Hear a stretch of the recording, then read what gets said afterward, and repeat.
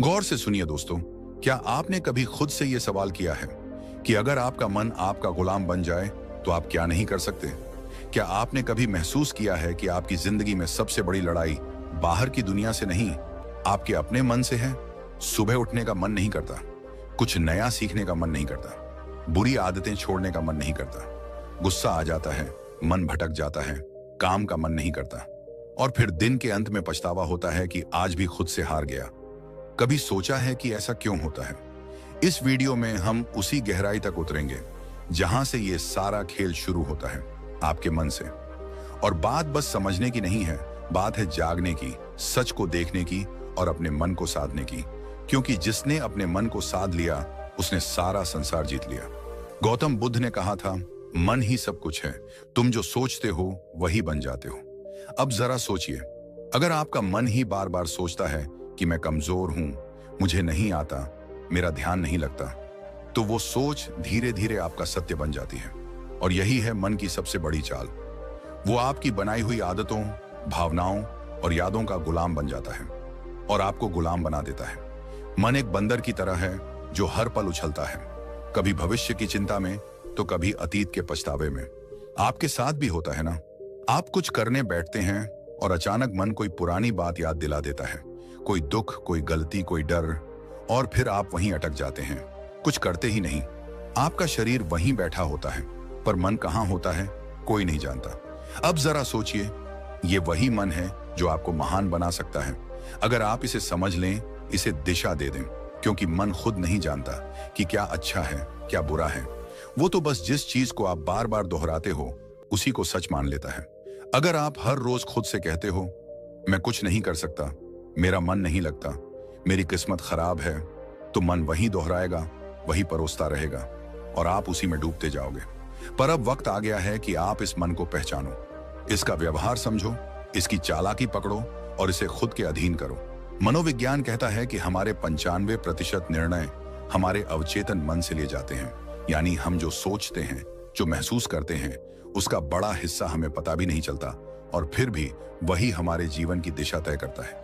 यानी अगर आपने अपने मन को सही प्रशिक्षण नहीं दिया तो वो बिना आपकी मर्जी के आपको वहां ले जाएगा जहां आप कभी नहीं जाना चाहते थे। अब एक बात ध्यान से समझो, अगर आपका मन ही नियंत्रण में नहीं है तो दुनिया का कोई लक्ष्य, कोई रिश्ता, कोई सफलता आपको संतोष नहीं दे सकती। क्योंकि उस सब को जीने के लिए सबसे पहले जिस चीज की जरूरत है वो है मन की स्थिरता। आधुनिक विज्ञान भी यही कहता है, दिमाग की वायरिंग और फायरिंग, यानी आप जैसे सोचते हो वैसे ही आप बनने लगते हो।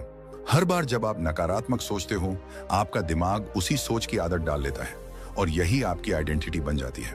अब जरा रुकिए और सोचिए, क्या आप वाकई अपने मन के मालिक हैं या फिर आपका मन ही आपको चला रहा है? यही है वो सवाल जो इस वीडियो की शुरुआत है। क्योंकि जब तक आप इस सवाल का जवाब खुद नहीं ढूंढोगे, तब तक कोई बाहरी ज्ञान, कोई मोटिवेशन, कोई तरीका काम नहीं करेगा।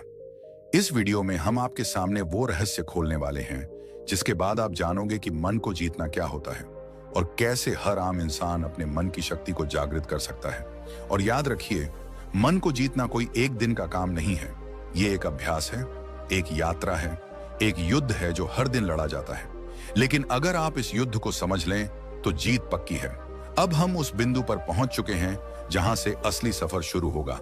इस सफर में हम जानेंगे मन को कंट्रोल करने की 5 सबसे शक्तिशाली विधियां, जो न केवल आपके विचारों को बदलेंगी बल्कि आपके जीवन की दिशा ही मोड़ सकती हैं। तो बने रहिए इस वीडियो के साथ, क्योंकि अब जो आएगा वो सिर्फ जानकारी नहीं, जागृति है। पहली विधि, सकारात्मक आत्मवार्ता, पॉजिटिव सेल्फ टॉक। क्या आपने कभी अपने आप से कहा है, मुझसे नहीं होगा? स्विंगल, मैं हमेशा गलती करता हूं। जेरेनियम, मेरे बस की बात नहीं है। अगर हां, तो आज इस वीडियो को पूरा देखना आपके जीवन की दिशा को बदल सकता है। क्योंकि जिस व्यक्ति से आप सबसे ज्यादा बातें करते हैं वो कोई और नहीं, आप खुद हैं। और यही बातचीत आपके भविष्य की दिशा तय करती है। हमारा मन जो सोचता है वही हम बनते हैं। ये बात सिर्फ कोई मोटिवेशनल डायलॉग नहीं है, ये विज्ञान भी कहता है और ब्रह्मज्ञान भी। मन को कंट्रोल करने की पहली शक्तिशाली विधि है सकारात्मक आत्मवार्ता, यानी अपने आप से सकारात्मक बातें करना। ये कोई मामूली आदत नहीं, ये आपकी आत्मा से सीधा संवाद है। जब हम रोज खुद को नकारात्मक बातें कहते हैं, जैसे मैं कमजोर हूं, मेरे साथ ही ऐसा क्यों होता है, मुझे कुछ नहीं आता, तो हमारा अवचेतन मन, सबकॉन्शियस माइंड उन बातों को सच मानने लगता है। फिर वही बातें हमारी आदत बन जाती हैं, हमारी सोच बन जाती है और धीरे धीरे हमारा भविष्य भी वैसा ही बनने लगता है। मनोविज्ञान कहता है कि हमारा अवचेतन मन हर उस बात को रिकॉर्ड करता है जो हम खुद से बार बार कहते हैं। इसलिए अगर आप खुद से बार बार बोलते हैं मैं हार जाऊंगा, तो आपकी सोच हारने वाली बन जाएगी।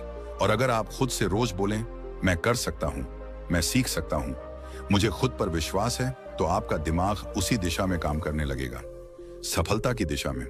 इस आत्मवार्ता का असर केवल आपके आत्मविश्वास पर ही नहीं पड़ता, बल्कि ये आपके शरीर की ऊर्जा, आपके फैसले और आपकी दृष्टि तक को प्रभावित करता है। गौतम बुद्ध ने कहा था, मन ही सब कुछ है, जैसा तुम सोचते हो वैसे ही बन जाते हो। उनकी ये बात आज के विज्ञान से भी मेल खाती है। पॉजिटिव सेल्फ टॉक हमारे न्यूरॉन्स को नए रास्ते बनाने पर मजबूर करती है। यानी जब आप बार बार खुद से अच्छा बोलते हैं तो आपका दिमाग नई संभावनाओं के लिए खुलने लगता है। अब सवाल उठता है, यह सकारात्मक आत्मवार्ता करनी कैसे है? सबसे पहले, हर सुबह उठते ही अपने आप से एक बात जरूर कहिए, मैं आज पहले से बेहतर हूं और हर दिन आगे बढ़ रहा हूं।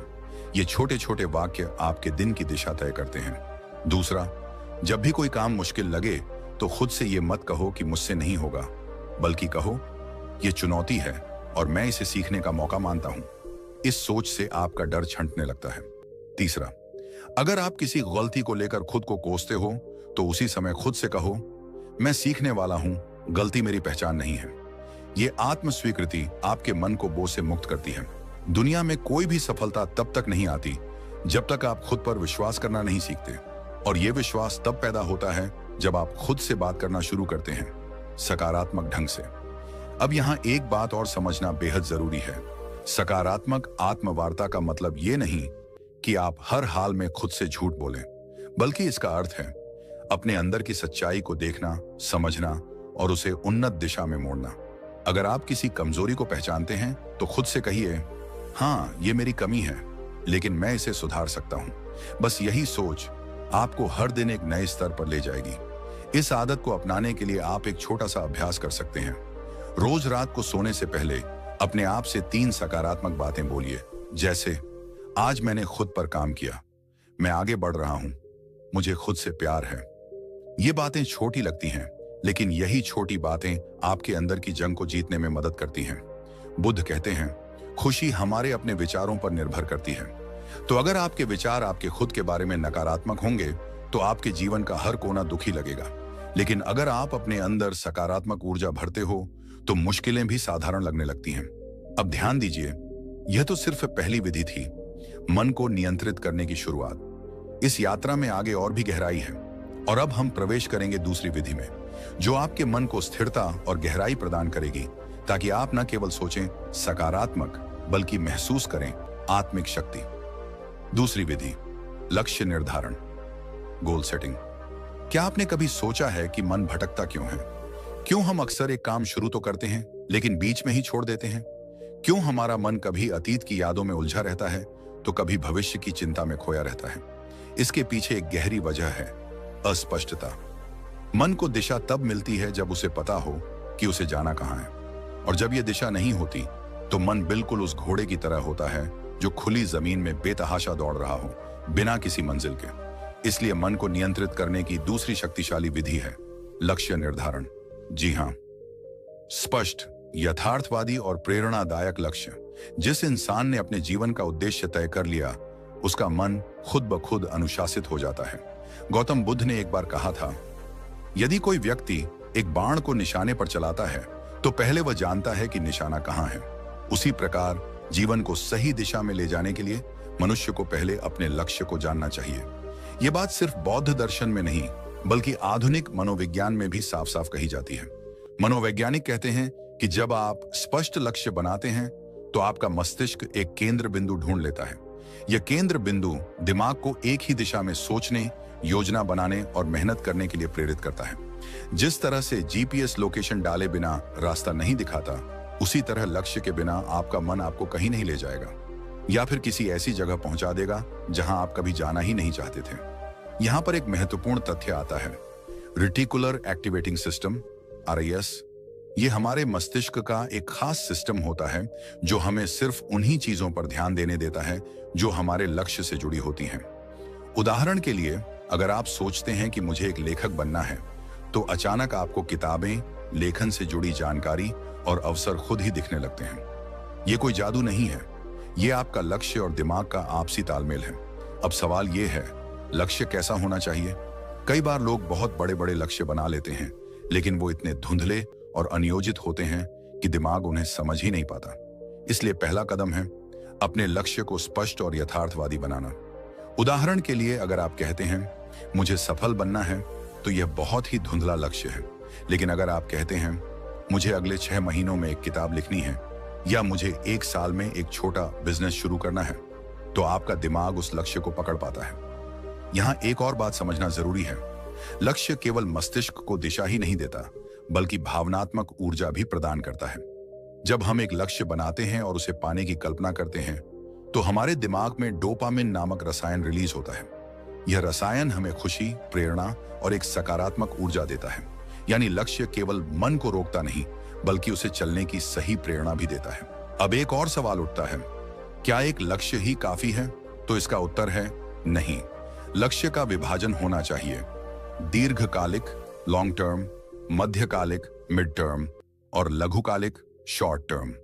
क्योंकि जब हम एक बहुत दूर का लक्ष्य बनाते हैं और उसके बीच कोई पड़ाव नहीं रखते, तो हमारा मन थक जाता है और कहता है अभी तो बहुत दूर है, फिर कभी शुरू करेंगे। इसलिए छोटे छोटे पड़ाव होना जरूरी है, ताकि मन को हर पड़ाव पर एक संतुष्टि और प्रगति की भावना मिलती रहे। आप जब एक लक्ष्य तय करते हैं और उस पर काम करना शुरू करते हैं, तो आपका मन विकर्षणों को खुद ही ठुकराने लगता है।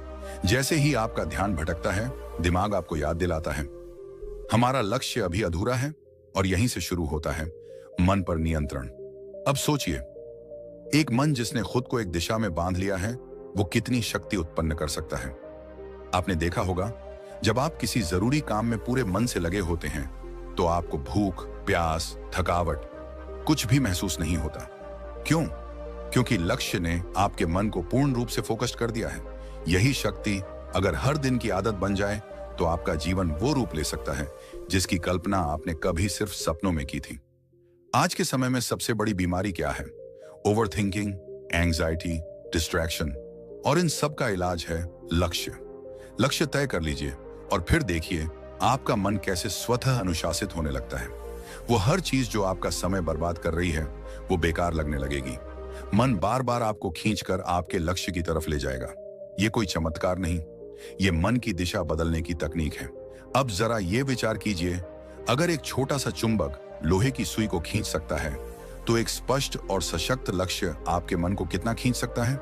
मन जो अभी तक इधर उधर भागता फिर रहा था, वह धीरे धीरे उस चुंबक यानी लक्ष्य की ओर आकर्षित होने लगेगा। गौतम बुद्ध ने कहा था, मन अत्यंत चंचल है, लेकिन यदि उसे साध लिया जाए, तो वह आपके सबसे बड़े शत्रु को भी मित्र बना सकता है। इस साधना का पहला चरण था आत्मवार्ता और दूसरा लक्ष्य निर्धारण। ये दोनों विधियां मिलकर आपके मन को भीतर से पुनः प्रशिक्षित करती हैं। ये उसे एक नए रास्ते पर चलाना सिखाती हैं, जहां दिशा है, उत्साह है और स्पष्टता है। तो अगर आप चाहते हैं कि आपका मन आपकी बात माने, तो सबसे पहले आप उसे बताइए कि कहां जाना है। फिर देखिए कैसे वो रास्ता खुद बनाने लगता है। और यही से शुरू होती है वास्तविक आत्मशक्ति की यात्रा। दोस्तों, क्या आप जानते हैं कि हमारा मन सबसे अधिक बेचैन तब होता है जब हमारे पास समय की कोई योजना नहीं होती, जब हम हर काम को टालते जाते हैं, जब दिन रात सिर्फ भाग दौड़ बनकर रह जाते हैं, लेकिन फिर भी मन शांति को नहीं छू पाता। तब असल में दिक्कत समय की नहीं होती, बल्कि उस समय के प्रबंधन की होती है। और यहीं से शुरू होती है मन को काबू में रखने की तीसरी शक्तिशाली विधि, समय प्रबंधन। आज हम जिस दुनिया में जी रहे हैं, वहां व्यस्त रहना एक ट्रेंड बन गया है, लेकिन व्यस्त होना और व्यस्तता का प्रबंधन कर पाना, ये दोनों एक जैसी चीजें नहीं हैं। अगर आप दिन भर बहुत कुछ करते रहते हैं, लेकिन अंत में थक कर गिर पड़ते हैं और खुद से ही नाराज रहते हैं, तो यकीन मानिए आप समय को नहीं चला रहे, समय आपको चला रहा है। और जब समय हमें चलाने लगे, तो मन खुद ब खुद बेचैन, चिंतित और थका हुआ महसूस करता है।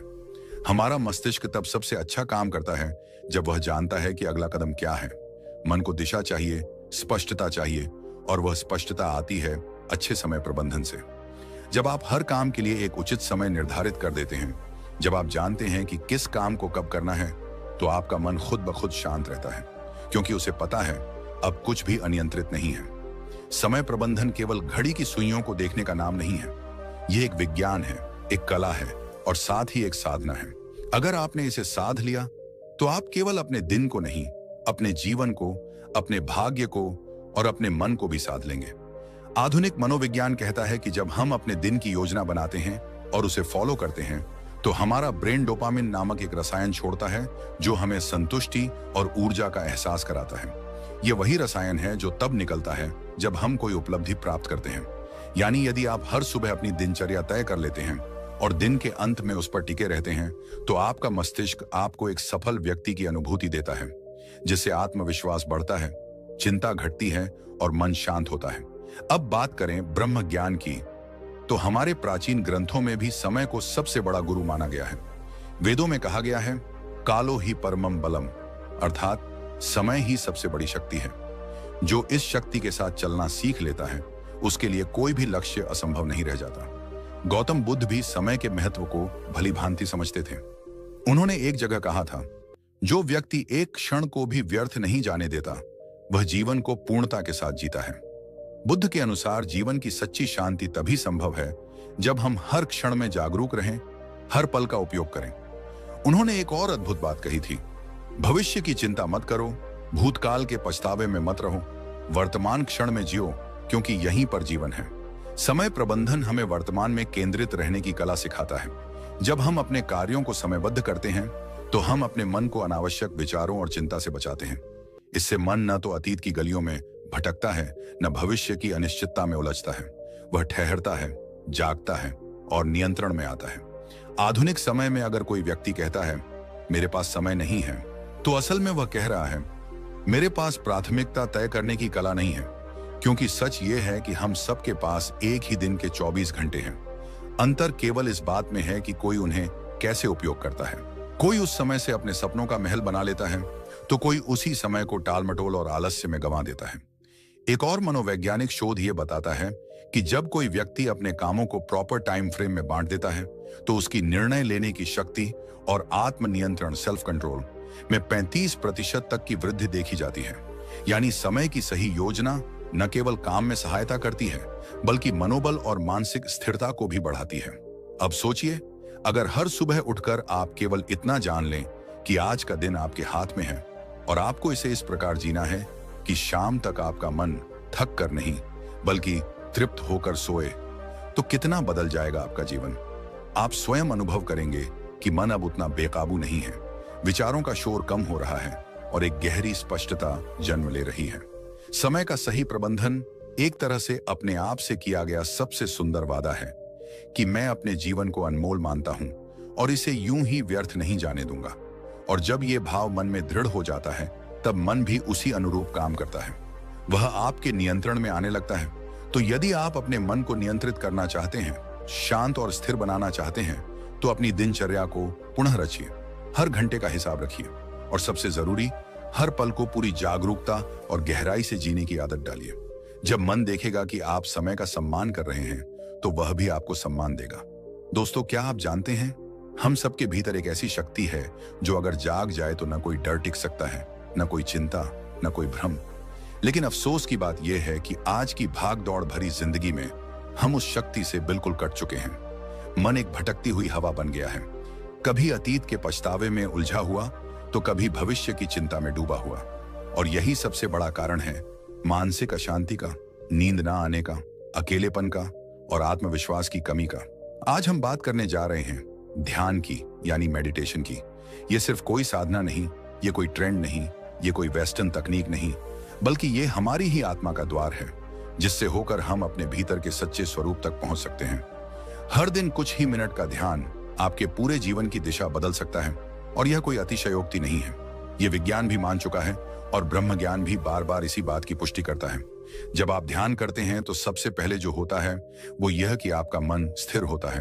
वह मन जो अभी तक बंदर की तरह इधर उधर कूद रहा था, वह शांत हो जाता है। और जब मन शांत होता है, तभी तो आप अपने विचारों को स्पष्ट देख सकते हैं। ये क्लैरिटी ऑफ थॉट्स ही आपकी हर समस्या का हल है, क्योंकि समस्या से ज्यादा परेशान करने वाला तो भ्रम होता है, और भ्रम तब टूटता है जब विचारों में स्पष्टता आती है। आज मनोवैज्ञानिक भी कहते हैं कि जब कोई व्यक्ति रोज 10 से 15 मिनट ध्यान करता है तो उसका एमिगडाला, जो हमारे मस्तिष्क का वह हिस्सा है जो डर और चिंता को नियंत्रित करता है, वो छोटा होने लगता है, और इससे व्यक्ति का इमोशनल रिस्पॉन्स सुधरने लगता है। मतलब यह कि जो बात पहले आपको बहुत जल्दी गुस्सा दिला देती थी, वही बात अब शायद आपको हंसी में टालने की शक्ति दे दे। जो पहले आपकी नींद छीन लेती थी, वही अब आपको गहरी नींद में डुबा दे। ध्यान कोई दिखावा नहीं है, ये एक आंतरिक प्रक्रिया है, और यह तभी फल देती है जब आप इसे श्रद्धा और नियमितता से करते हैं। जैसे शरीर के लिए व्यायाम जरूरी है, वैसे ही मन के लिए ध्यान एक आवश्यकता है। ये कोई विकल्प नहीं, बल्कि मानसिक स्वच्छता का मूल आधार है। अब जरा एक पल रुकिए और अपने भीतर झांकिए, बिना किसी आवाज के, बिना किसी शब्द के, बस खुद के साथ कुछ पल बिताने की कोशिश कीजिए। क्या आप जानते हैं कि जब आप गहराई से ध्यान में जाते हैं तो आप न सिर्फ अपने विचारों को समझने लगते हैं, बल्कि आप यह भी महसूस करने लगते हैं कि आप वो विचार नहीं हैं। आप तो वो देखने वाला है जो हर विचार को आते जाते देख रहा है। गौतम बुद्ध ने ध्यान को जीवन का मूल बताया। उन्होंने कहा, ध्यान ही एकमात्र रास्ता है जिससे तुम अपने भीतर की आग को बुझा सकते हो। उन्होंने वर्षों तक मौन साधना की, अपने विचारों को परखा, और उसी गहराई से उन्होंने संसार को बताया कि मनुष्य का दुख किसी बाहरी कारण से नहीं होता, बल्कि उसके मन की अस्थिरता ही उसका सबसे बड़ा शत्रु है, और इस शत्रु को हराने का एकमात्र रास्ता ध्यान है। बुद्ध के अनुसार ध्यान तुम्हें साक्षी बनाता है, और जब तुम साक्षी हो जाते हो, तब तुम अपने डर को भी, अपने क्रोध को भी, अपनी व्यथा को भी बाहर से देख सकते हो। और यही दूरी ही तो है मुक्ति की शुरुआत। आज जितना समय हम बाहरी चीजों पर खर्च कर देते हैं, मोबाइल स्क्रॉलिंग, टीवी देखना या बेवजह की बातचीत, अगर उसी में से हम सिर्फ 15 मिनट अपने लिए, अपने मन के लिए दे दें, तो सोचिए हमारा जीवन कितना बदल सकता है। ध्यान करने के लिए किसी विशेष स्थान या किसी विशेष पद्धति की आवश्यकता नहीं, बस शांति हो, एक कोना हो, और हो थोड़ी सी इच्छा खुद को समझने की, खुद से मिलने की।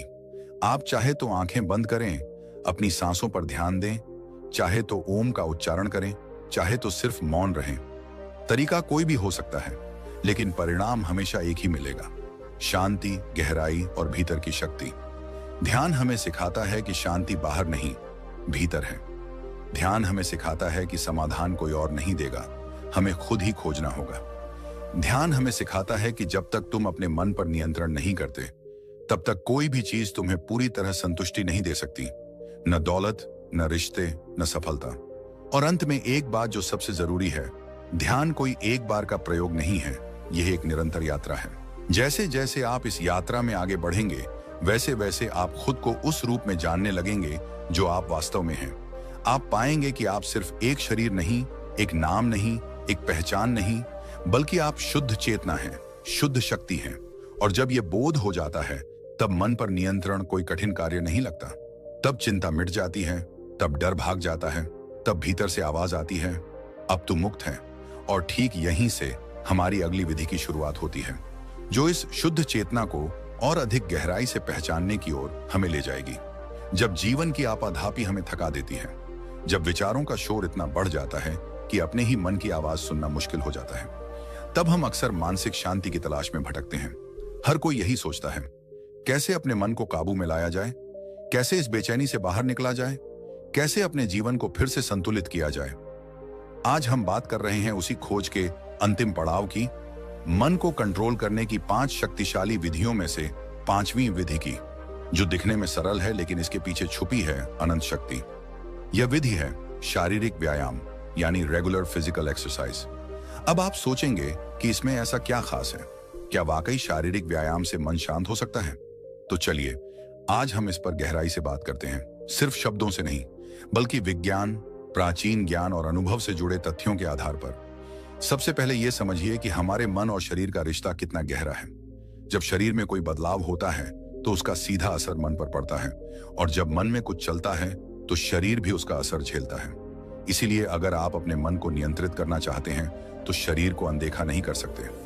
आधुनिक विज्ञान कहता है कि जब हम व्यायाम करते हैं, चाहे वो तेज चलना हो, योग हो, दौड़ना हो या कोई खेल, तो हमारा मस्तिष्क एंडोर्फिन्स एंडोर्फिन्स नामक रसायन छोड़ता है, जिसे फील गुड हार्मोन्स कहा जाता है।